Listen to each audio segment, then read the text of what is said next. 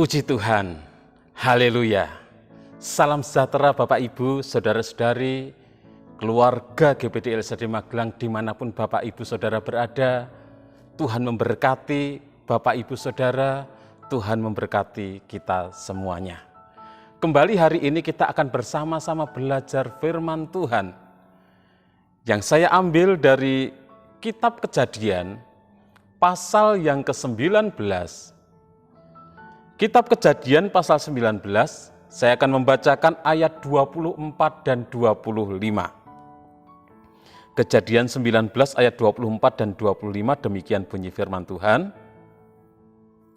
Kemudian Tuhan menurunkan hujan belerang dan api atas Sodom dan Gomora.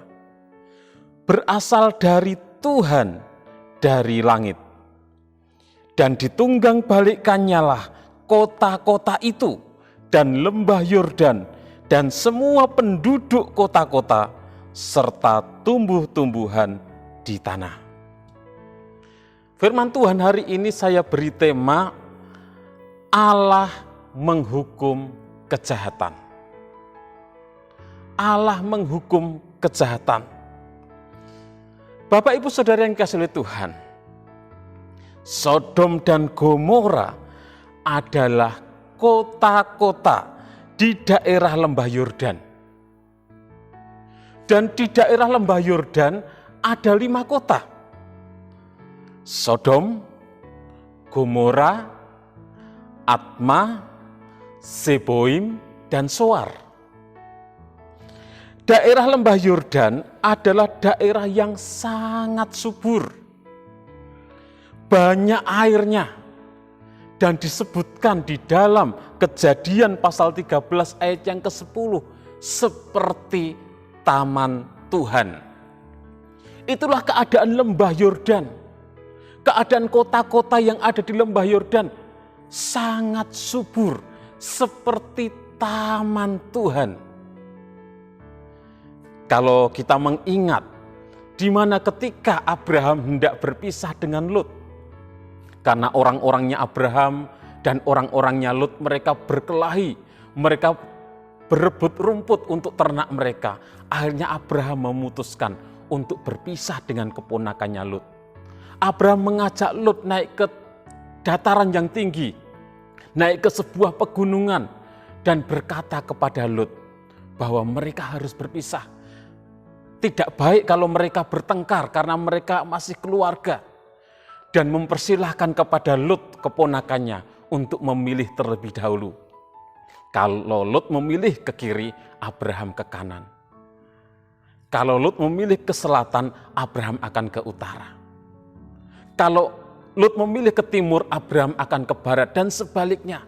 Dan ketika memandang sekitarnya, dilihatlah lembah Yordan seperti taman Tuhan.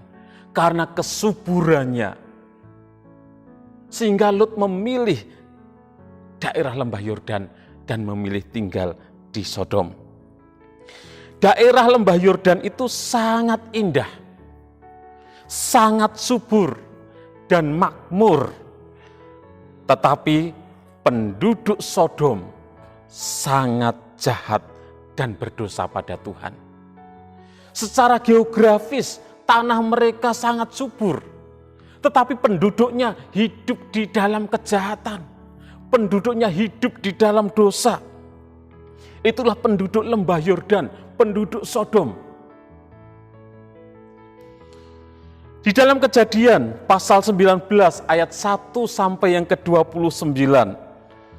Kalau kita membaca berisi tentang kisah penghukuman Tuhan terhadap Sodom dan Gomora. Dan penyelamatan Tuhan bagi Lot.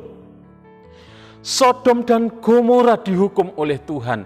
Sodom dan Gomora dimusnahkan oleh Tuhan. Karena kejahatan yang dilakukan oleh penduduknya. Karena dosa-dosa yang terjadi di kota Sodom dan Gomora. Allah menghukum kejahatan. Sehingga Sodom dan Gomora dihukum oleh Allah karena kejahatan mereka. Allah sendiri yang melakukan tindakan penghukuman itu. Allah sendiri yang melakukan pemusnahan kepada kota Sodom dan Gomora. Allah menurunkan hujan belerang dan api di Sodom dan Gomora. Kita sudah membaca dalam ayat yang ke-24. Dan dalam ayat yang ke-25, Allah menunggang balikkan kota Sodom dan Gomora serta semua penduduk di sana dan juga tumbuh-tumbuhan. Bahkan seluruh daerah lembah Yordan menjadi seperti dapur peleburan. Hanya kota Soar yang mendapat kemurahan Tuhan. Karena apa? Karena Lot memilih untuk lari, untuk pergi ke Soar. Bapak, Ibu, Saudara yang dikasihi dan diberkati oleh Tuhan. Apa yang dialami oleh Sodom dan Gomora, apa yang dialami Lot dan orang-orang dalam kisah ini adalah buah yang dituai karena pilihan dan cara hidup mereka, di mana orang-orang Sodom memilih untuk hidup di dalam dosa. Orang-orang Sodom hidup di dalam kejahatan, sehingga mereka harus menuai penghukuman Tuhan. Mari kita belajar tentang pilihan dan cara hidup orang-orang dalam kisah ini, di mana Sodom beroleh berkat berkelimpahan, berkat kemakmuran, menjadi seperti taman Tuhan, tetapi mereka memilih hidup di dalam kejahatan. Penduduknya memilih hidup di dalam dosa. Mereka melakukan kejahatan dan dikuasai hawa nafsu. Jadi mereka hidup di dalam dosa, melakukan kejahatan, hidupnya dikuasai oleh hawa nafsu. Itulah yang dilakukan oleh penduduk Sodom. Mereka tidak menyambut orang asing dengan kasih. Ketika kedua malaikat Tuhan bermalam di rumah Lot, dikatakan seluruh penduduk Sodom mengepung rumah Lot dan meminta Lot untuk menyerahkan para tamunya untuk dipakai. Saya bacakan ayat yang keempat dan kelima di dalam Kejadian pasal yang ke-19. Tetapi sebelum mereka tidur, orang-orang lelaki dari kota Sodom itu, dari yang muda sampai yang tua, bahkan seluruh kota, tidak ada yang terkecuali datang mengepung rumah itu. Mereka berseru kepada Lot, "Di manakah orang-orang yang datang kepadamu malam ini? Bawalah mereka keluar kepada kami, supaya kami pakai mereka." Kata pakai di dalam teks ini mengandung arti yang negatif, di mana secara negatif menunjukkan pada pelampiasan hawa nafsu seksual. Dan penduduk Sodom, orang-orang laki yang ada di Sodom, baik yang muda sampai yang tua, mereka mengepung rumah Lot. Mereka meminta kedua tamu yang ada di rumah Lot untuk diserahkan kepada mereka, untuk dipakai, untuk menjadi pelampiasan nafsu seksual mereka. Itulah kejahatan penduduk Sodom yang begitu luar biasa.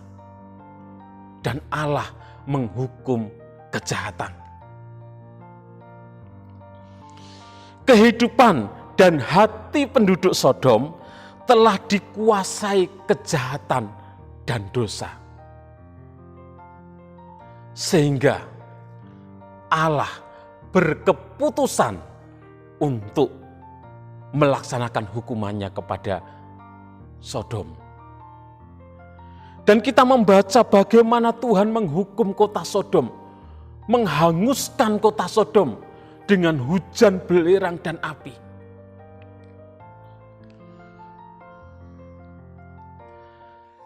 Kalau kita membaca dalam Kejadian pasal 13 ayat yang ke-10, Lot sendiri yang memilih daerah lembah Yordan. Lot sendiri yang memilih untuk tinggal di kota Sodom. Walaupun Alkitab menyebutkan orang-orang Sodom sangat jahat. Orang-orang Sodom berdosa kepada Tuhan. Tetapi Lot tetap memilih kemakmuran. Lot melihat bahwa lembah Yordan, kota Sodom itu seperti taman Tuhan, sangat subur. Dan Lot memilih kemakmuran dan tinggal di Sodom. Bapak, Ibu, Saudara yang dikasihi oleh Tuhan,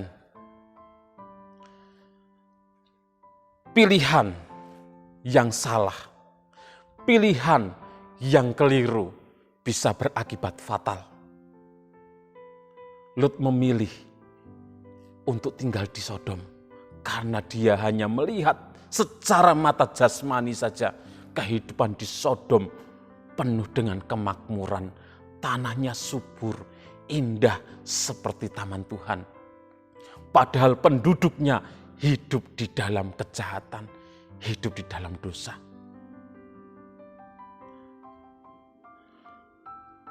Bapak Ibu yang dikasihi oleh Tuhan, Allah menghukum kejahatan. Bagaimana dengan kehidupan kita? Biarlah kita sebagai umat-umat Tuhan, kita terus hidup mengasihi Tuhan. Kita terus hidup di dalam kesetiaan kepada Tuhan. Kita terus hidup di dalam ketaatan kepada Tuhan. Jangan kita hidup di dalam kejahatan, karena Allah akan menghukum kejahatan. Allah pasti menghukum kejahatan. Dan kita sebagai umat-umat Tuhan, kita yang mengaku sebagai orang Kristen, sebagai pengikut Kristus, bagaimana cara hidup kita? Apakah kita hidup mengikuti teladan Kristus? Atau kita hidup menurut kehendak kita sendiri, hidup menurut kesenangan kita sendiri, hidup di luar kebenaran firman Tuhan? Tidak ada yang tersembunyi bagi Tuhan. Tuhan melihat, Tuhan mendengar segala apa yang kita lakukan, apa yang kita perbuat. Kalau kita ingin menjadi umat Tuhan yang diberkati oleh Tuhan, yang disertai oleh Tuhan, hiduplah di dalam kebenaran. Hiduplah mengasihi Tuhan, hiduplah taat kepada Tuhan. Tuhan akan selalu menyertai. Tuhan akan selalu memberkati kita yang hidup setia dan taat kepadanya. Puji Tuhan, Tuhan Yesus memberkati. Mari kita berdoa. Terima kasih Tuhan buat segala kebaikan-Mu dalam kehidupan kami. Terima kasih Tuhan buat kemurahan-Mu, anugerah-Mu dalam hidup kami Tuhan. Ini kami umat-umat-Mu Tuhan, tidak ada yang tersembunyi bagi Engkau. Mari Engkau terus memimpin kami, untuk kami terus hidup di dalam kebenaran-Mu. Berikan kepada kami hati yang selalu mencondongkan kepada firman-Mu Tuhan, hati yang mengasihi Engkau, sehingga kami menjadi umat-umat-Mu yang hidup taat kepada Engkau, yang hidup setia kepada Engkau, melakukan kebenaran-Mu. Kami percaya bahwa firman-Mu ya dan amin. Engkau Allah yang adil, Engkau Allah yang menghukum setiap kejahatan. Kami bersyukur Engkau sudah menebus kami, mengampuni kami, dan pimpin kami selalu kepada kebenaran-Mu. Terima kasih Tuhan, karena Engkau menyediakan pertolongan bagi orang yang hidup jujur, menjadi perisai bagi orang yang tidak bercela lakunya, sambil menjaga jalan keadilan dan memelihara jalan orang-orangnya yang setia. Tolong kami, keluarga GPDI El Shaddai Magelang, hidup dalam janji-Mu. Di dalam nama Tuhan Yesus Kristus, kami berdoa dan bersyukur. Haleluya. Amin.